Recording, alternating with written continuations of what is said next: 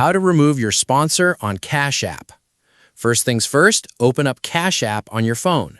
See your little profile icon up there in the top right? Go ahead and tap that. Now just scroll down a bit until you see Support with the little question mark icon and click on it.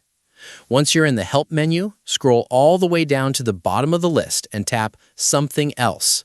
That's going to open up a deeper menu. Scroll down again until you find Cash Card and give that a tap. Perfect.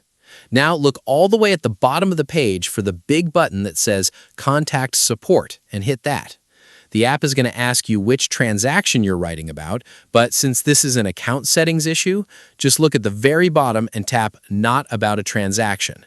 Then hit Chat to open up a live window. And boom, you're connected to a real representative. All you have to do now is casually explain the situation to them. Just text them something simple like, "Hey, I need to cancel an active account sponsorship connection because we're switching banking setups and don't need them linked anymore." They'll take care of the rest for you. That's all there is to it.